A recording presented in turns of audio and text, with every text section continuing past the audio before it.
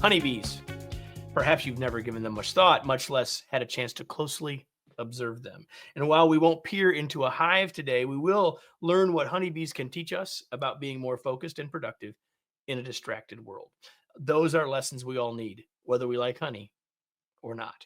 Welcome to another episode of the Remarkable Leadership Podcast, where we are helping leaders grow personally and professionally to lead more effectively and make a bigger difference for their teams, organizations, and the world. If you are listening to this podcast, you could be live in the future when we do this on your favorite social media channel, because they're live streamed first before they get onto the podcast. If you want to find out when those are happening so you can join us and get this information earlier, in the case of this episode, about 2 months earlier, you can join our Facebook or LinkedIn groups. Just go to remarkablepodcast.com/Facebook or remarkablepodcast.com/LinkedIn. Today's episode is brought to you by my latest book, Flexible Leadership: Navigate Uncertainty and Lead with Confidence. It's time to realize that styles can get in our way and that following our strengths might not always be the best approach. In a world more complex and uncertain than ever, leaders need a new perspective and a new set of tools to create great results for their organizations and team members. That's what Flexible Leadership provides you. You can learn more and order your copy now. Just go to wherever you buy your books or remarkablepodcast.com/flexible will take you to a link to do exactly that. Hope you'll do that. Let me bring in my guest. Here he is. I don't know why the speaker wanted to talk to me, but let me bring up my guest. Let me read a little intro for you, and then we'll dive in. His name is Jones Loflin. He's made it his life's work to deliver powerful ideas and practical solutions to help people make the best choices with their time. Jones's innovative solutions attract the attention of all types of organizations. And his client list includes Federal Express, Tractor Supply, and Choice Hotels, as well as the U.S. military and a number of international companies. He's an accomplished author and coach. His books include Always Growing, Juggling Elephants, Getting the Blue Ribbon, and Getting to It. I can recommend all of them highly. He believes the key to success is being passionate about certain things in life, including family, spiritual beliefs, career, and relationships. He lives that passion. You're about to find that out. He lives in North Carolina with his wife, Lisa. They have 2 perfect daughters and 1 really cool son-in-law. And who knows, maybe another son-in-law down the road. His new book, his latest book, is written with Sydney, one of those perfect daughters. It's called Focused as a Bee: 6 Buzzworthy Strategies to Thrive in a Distracting World. Jones, welcome. Glad to have you. Wow. We've had the chance to work together, but not on the podcast. I know. This is so fascinating. And as I was listening, I thought, I should have had my bee suit on today. Because when you gave that opening, said, we're going to peer into a hive today, I thought, oh, this is so cool. I should have a suit on and say, yes, Kevin, we're going outside. Y'all come with me. But it is a joy to be with you, Kevin. I love talking about leadership, love talking about ideas to help leaders grow and thrive. And so just a joy to be with you today to talk about this whole idea of focus. I love that. Well, so let's do that. So you've written a bunch of books. You've worked with organizations around the world, and now you've written this new book. What's the journey? Because there's a special story to this book. So what's the journey to this book? And now you're writing with your daughter. Why that? Let's tell us a little bit about all that. Sure, absolutely. And Kevin, I won't spoil it for those who are going to read the book. There's some things that I like people to capture in the story because it is a narrative. And so, about 5 years ago, Sydney and I, my daughter, began talking about we'd maybe like to do a book together. And I'd kind of had a desire to start writing another book. I didn't really know what it would be about. And so it was long by that time That's we an started important thing. Like if you're going to write, you got to have a topic. That'd be a good thing to do. Yeah, Spencer Johnson, who wrote Who Moved My Cheese, will talk about that. He says, don't write a book you haven't lived. And I thought that was so powerful. And so we kind of started just, knocking around some ideas. And about that same time, we started working with honeybees. And so we kind of, just talked, but really didn't connect a book idea with it. And then a couple years later, we started, talking about, bees really have this incredible ability to focus. What what would that look like? And what are the principles we're noticing? And we started applying those. And from there it became, okay, well, I think there might be a book there, but what's the storyline? I mean, you know me, whether it's young elephants or always growing, I write in parable or metaphors. That's my strength, I think. And so I do that. And so what we found was this amazing opportunity to tie into my daughter Sydney, her relationship with Alicia, someone who loved bees, and to actually talk about what their journey could have looked like in the context of, here's this person who's really scattered and surviving. What could they learn from bees to thrive? And so that's a little bit of the journey. And then, of course, as you know, in book writing, it becomes a process. It's a process, and you trust the process, and you write and you rewrite, and you get it out there and get feedback, and it becomes better and better. And finally you say, yeah, yeah, if we got the right people, and you certainly do, and I do too, in our networks, then we do the Seth Godin thing. We say, time to ship. And so that's where we are. There is more to the backstory with Sydney and Alicia. We will not share that because it sounds like you want to hold that back, which is fantastic. I'm glad for that. And so what was the process like writing it with Sydney, and how would that answer be different if I asked her rather than you? We actually created a behind the scenes video that asked that very question. And so here you've got this 58, yes, even though I look much younger, this 58-year-old guy writing a book with his 21-year-old daughter. You want to talk about differences in reading styles? Sydney would prefer to watch a YouTube video or to see a TikTok and learn something, whereas I'm the old guy. I like to have my coffee cup and let's read some pages in a physical book. Those things. Like you've already named 2 authors of actual books since we started this conversation. I know. And so what we found interesting was that I would want to put a whole lot of content as far as training, as far as ideas about focus. And Sydney would remind me, this is a story. Dad, you got to keep it light. We want to make sure that the 20-somethings, the early careerists, as my friend David Schmidt calls them, will connect with the message, and it still have valuable information for the CEOs, the mid-level managers who were in their 40s and their 50s. And so what was it like? It was a challenge. And that's why it was so important for us to, at every step in the process, get feedback from other people of all ages and backgrounds to make sure we were staying on target. So there's 2 things there. One is you wrote with your daughter, which I haven't done, but you wrote for the first time with someone else, I think, if I remember right. And I've done that multiple times. And so I think there's a lot of commonality about writing with someone else. Challenges, but great opportunities in doing that. So the book title is Focused as a Bee. And yet you can see, if you're watching, you can see that the word busy is crossed out. Like if we think about, if whether you know anything about bees or not, most people say, well, I'm busy as a bee. So why is the word busy crossed out? Why is it focused instead? Like what's the story there? Like, why isn't this about busy? Yeah, absolutely. Well, enter Kevin Eikenberry, who gave me a thought, as you do many people. You and I were having a conversation a few years ago. I think it was during COVID, actually. You were so kind, just kind of checking in on other speakers and trainers, and we were talking, and I said the word busy, and you just immediately went, I don't like that word. And I never really asked you about it in the moment because I think it was near the end of our conversation, but that just always kind of stuck with me. And I'm like, what's wrong with busy? What's wrong with busy? What's wrong with busy? And so then as we got into writing the book, then we got to see, bees, people use busy in a very vague term. How was your week? Busy. What does that mean? What are you accomplishing? What are you getting done? And so we started realizing that that's not a positive word because it normally implies a lot of activity without a lot of intention. And so that, or like accomplishment. we were busy, right? Yeah. I often say it's the most dangerous 4-letter word in the English language. My grandmother would not have agreed, but I call it the most dangerous 4-letter word. I should have asked you for that, and we could have put that on the back cover. The most dangerous 4-letter word in the English vocabulary. Darn, Kevin. And the second printing, we'll do that. But yeah, it is this idea that it's just a default for us, that we equate busy with accomplishment, as you said, and focus. And in fact, one of the things that I've had to really narrow my focus about, what is focus? Well, it's the intentional direction of your intention and energy to what is most important.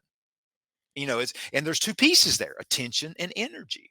And so that's why we marked out the word busy and put focused, just as kind of a something for readers to go, what does that mean?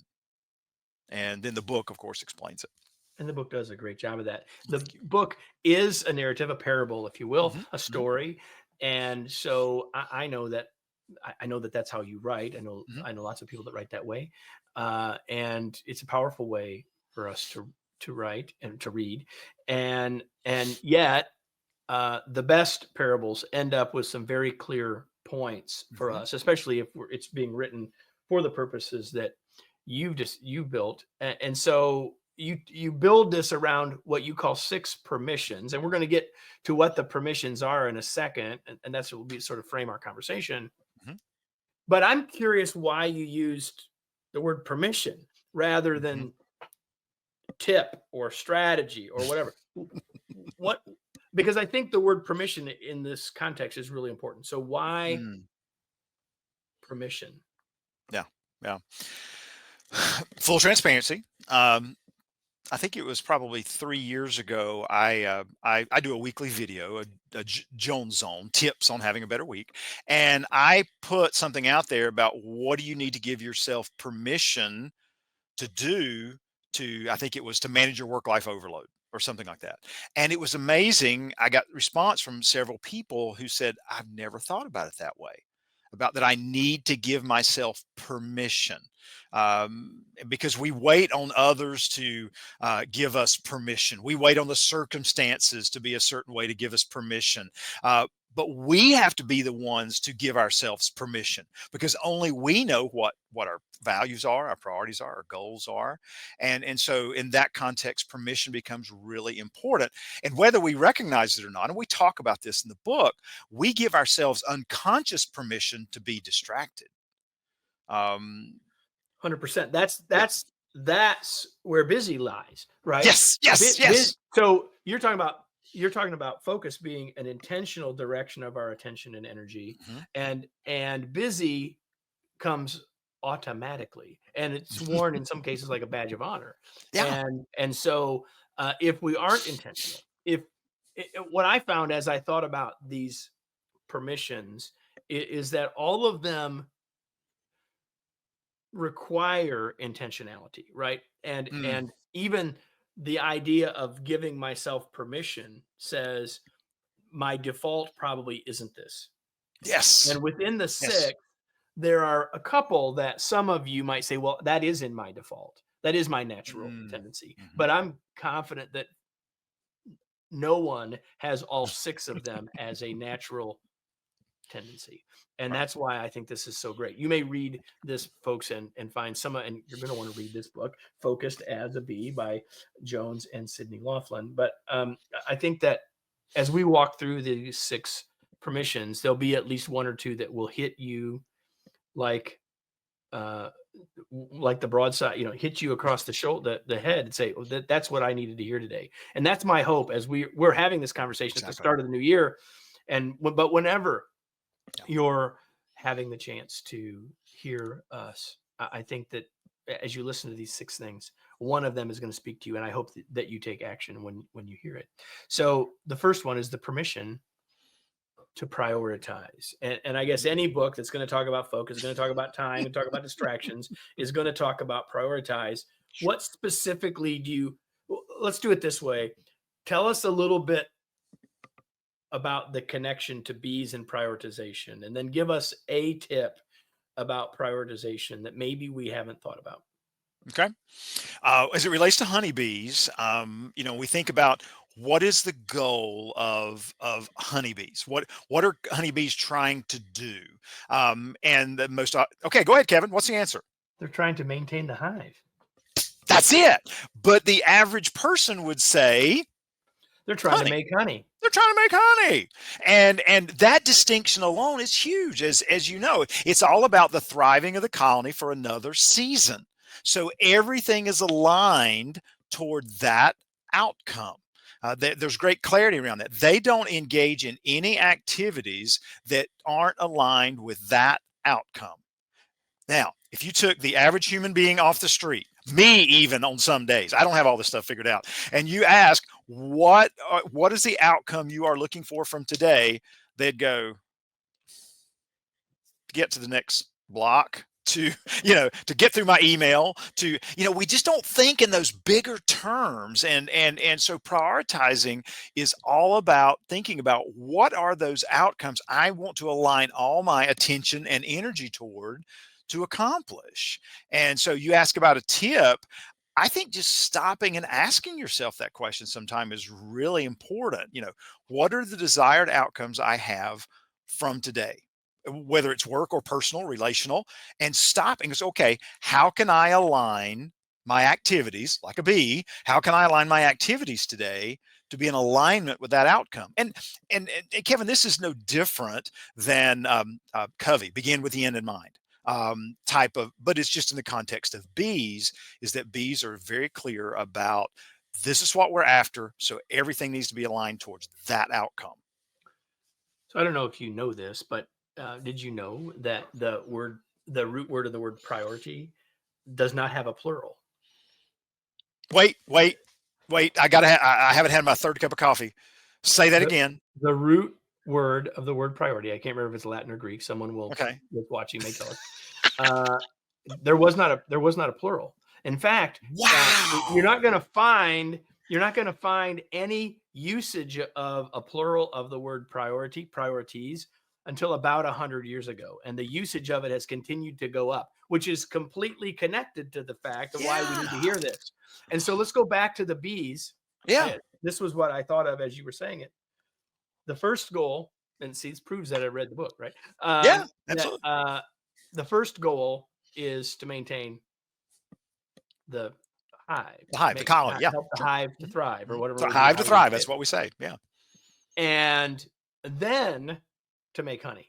So honey is a part of that, but it's the next one. So once we got one done, then we can work on the next priority. But we don't have two at once. We don't have some bees doing one, some bees doing the other, at least not in that. Everything's got to be right around that idea of the hive thriving. And by the way, for those of you listening as leaders, thinking about that in terms of our hive being our team, our hive being our culture, there's another lesson there that goes beyond our conversation today. The second of the permissions is the permission to plan. How do honeybees plan? Example we share in the book, and your readers or your listeners will appreciate it, is this whole idea of when a hive thinks about swarming, and swarming is all about starting a new colony somewhere else. It's fascinating that a few days prior to them actually swarming, the bees who are going to be leaving, which are of a certain age, they will start gorging themselves on honey, because when they swarm, they have no honey source. And if they didn't eat, gorge on food before they left, they'd starve to death. And that this swarm that's heading out to start a new colony would never survive. I mean, they plan. Another thing about bees, if bees sense that tomorrow is not going to be a day for foraging, okay, the weather's going to be too cold or too wet or too something, then they will actually work more on the day prior, so that they don't lose ground the day they can't go out and forage. I mean, they're just, and it's instinctive, Kevin. We got to stop here and go, bees do it instinctively. We have to do it intentionally. Yes. Absolutely. Yeah. Absolutely. So what's one thing, again, and this is the one when I said earlier that some people may almost instinctually or naturally do one of these things. This is the one that I was thinking of, that there are some people that for them, stopping, stepping back, and planning is almost instinctual for them, Yeah. or a natural response for them. What's one thing that you could tell us about planning that maybe we haven't heard or that we haven't thought about in that way? Sure.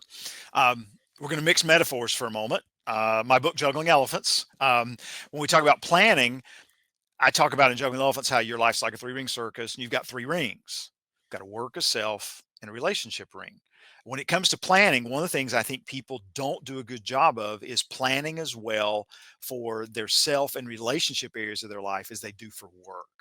They spend an enormous amount of time thinking about how can I be successful at work? How can I accomplish my priority, not ease, at work?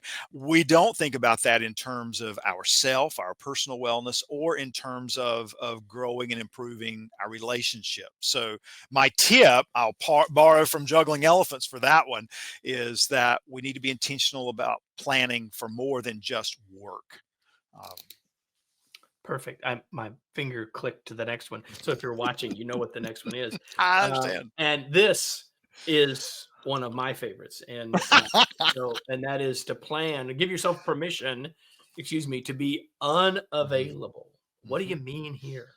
Oh, uh, we're so available to everything around us in any moment. I mean, let's start with the obvious, Kevin. You know, we attempt to do work in a workspace, but yet we've got our device close by, and even if it's on silent, it still makes a noise. We still see it. We still think about it. And so, permission to be unavailable is about how do you reduce the stress that's coming from your thoughts.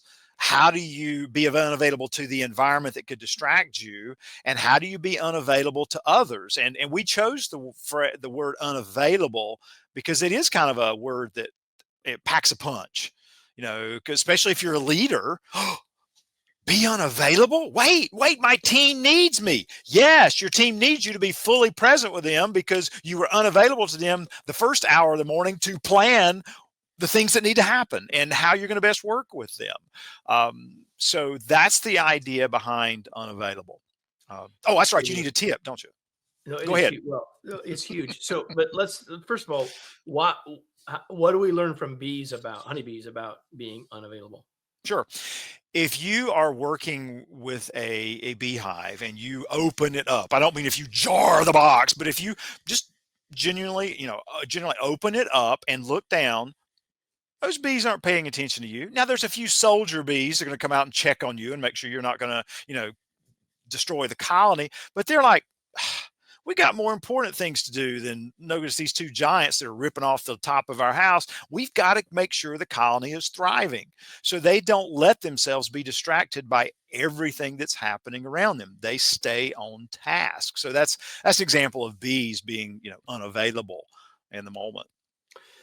Yeah, this unavailable thing I think is so huge. I wrote a number of years ago. I wrote a blog post that for a long time was my most read blog post, and it was about why leaders should have a closed door policy. Mm, Because the whole thing is always available. Problem is, if I'm mhm. always available, I never have time to think. I never have Yeah. time to plan. I never have time to do the other stuff Yeah. that sets me apart or helps me and help my team. Mhm. So we have to find ways to create this time, and I think maybe this is if you're as a listener, maybe this is the one that really hits for you, and you would say, well, I can't do that, Kevin, because I've got all these things, and I got all these emails, I got all this stuff, and I say you got to figure this one out, because if you don't figure this one out, you can never get to the level of success and impact that you really want to have. This is critical, and I'm That's true. so glad that Yeah. it's on Yeah. the list. And it's in fact, it's one of my two favorite ones. I'll tell you the other one later. So Okay, well, the fourth one is giving ourselves permission to recharge. In yeah, other yeah. words, if we're always busy, we never have any downtime. And in a world that's talking more and more about, and people are more open about burnout and these sorts of Mhm. things, I think this is a really important message. Why do we need to give ourselves permission to recharge? Yeah, well, it goes back to the distracting thing a moment ago. We're always encouraged to be engaged in activity, to be doing something, and focus. As we talk about in the book, focus drains our energy. Oh, it's exciting to work on that new project or collaborate with the team. It's also draining, and if we're not careful, then we drain so much of our mental energy that we're not ready for that next task or that next team member who really needs our full attention. And so that's why it's important to stop and recharge. Fun fact, in a healthy hive, bees rest more than they work. They actually are changing out, as they, whether it's like this time of year where it's cold, they're buzzing around, they're flapping their wings to keep things warm, but then they'll rotate out so that other bees will come in and be able to, maintain the heat of the hive or something. But they actually rest more because they want to be fully available for the work that's required of them when it's time to work again. I think this one for leaders is so important as well, because all during COVID, one of the things that we said all the time was that you can't be at your give your best to your team if you're not at your best. Like, you Yeah. just can't. It's not Yeah. possible. So we have to take that time. The last two of the permissions are paradoxical, in my opinion. Ooh. And so let's Ooh. start with number 5, which is the permission to change. Mm-hmm. What do you Mm-hmm. mean by having the permission to change? When I'm coaching people, Kevin, one of the things I have found is that people continue to do things that aren't working. And one of the most powerful things I can do, I think, for a coaching client is I sometimes am the one to give them permission to change. What would be possible if you looked at this differently? What would be possible if you took this action? I wonder. I'm curious.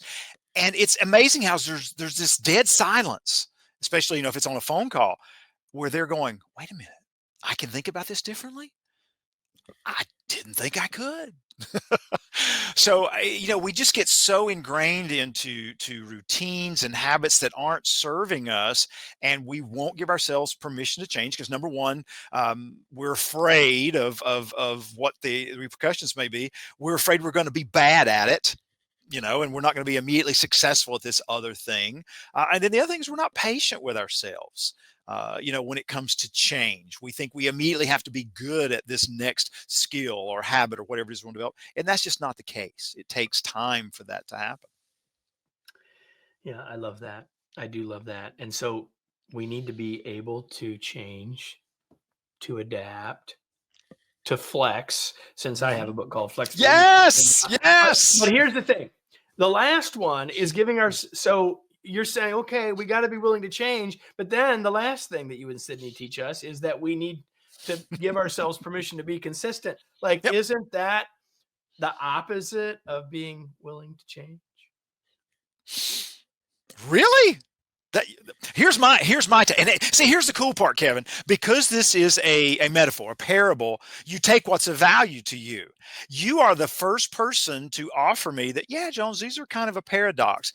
The reality is that any of these permissions could potentially, you know, rub up against each other. You got to pick the one that's most valuable. To me, you got to change. You got to give yourself permission to change what's not working and be consistent with what is working. Yeah, but if you keep, yeah, exactly. And I figured that's where we'd end up, and that's important.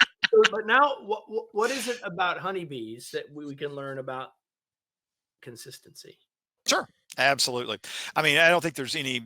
One of the most beautiful things that about our journey with honeybees is just the consistency with which they work. If the temperature hits about 55 to 60 degrees, those bees are out foraging. They're looking. Inside the hive, they're keeping that temperature, the hive consistent so that the brood lives. The honey is drying out at a certain rate. I mean, there's so many things that are just so darn consistent about the growth as the bees age. Like when a bee is first born, its first job is to clean out its own cell, its own hexagon where it was born. The next thing it does is it feeds other bees. I mean, there's a consistency in process that's just incredible with bees, and that's why they can accomplish so much. is because they are consistent in what they do. I love that. So we've been talking about this all along, where both of us have been making connections to your 6 permissions to us as leaders. Are there any other leadership lessons from the book or from our conversation that you would want to draw out or underline for our listeners? To me, Kevin, one of the biggest ones for leaders is when you're in a leadership position, you may be the one who needs to help that team member with that permission. That I mean, certainly by reading this book, we hope that people, find their own permissions they need to, follow and practice. I think as leaders, it's critical that you're sometimes asking yourself, what is that person not giving themselves permission to do? Permission to fail, permission to ask for help. I mean, you know what I'm talking about. That to me is one of the strongest parts for leaders, is that you get to be the person often who helps provide that permission by the way you lead and manage them. If you're reading this book or you're thinking about this book, man, I want my team to be more focused. Like, you got to start with you. And if you want to help others give themselves these permissions, you have to be skilled at giving them to yourself, and share your own challenges with doing that. And you do that, you'll be much more successful. Is there anything that, Jones, that I didn't ask that you wish I would have? Anything that you asked that you didn't ask? No, Kevin, I mean, you really have asked some great questions today. You gave a really good top line of the book. I think the only other thing I would add is that while there's 6 permissions in the book, it's not about necessarily just those 6. It's about, what is the permission I need to give myself right now? For example, the other day, Sydney was doing some working on an application guide for the book. And she said, I just need to give myself permission to be done, to be in, because she just wanted to keep making it perfect, so I think that would be the other piece. Yep. I love that. So you do have honeybees. And so I'm pretty confident that you do that. I know why that began. And I'm assuming that that's at least somewhat fun for you. What else do you do, Jones, for fun? Oh, gardening, growing anything. I used to grow kids, but now they're grown. So that part's out of the way. No, I do. I love to see things grow. It just sense of joy about that. Another thing I enjoy is just good conversation, Kevin. I mean, things like today, I love the way you opened up this whole podcast about, imagine we were sitting around a table and I'd be drinking, tea, and of course I'd be drinking decaf coffee. But just good conversation about possibilities, about ideas, and about life. That just really gets me excited, because we don't do that anymore.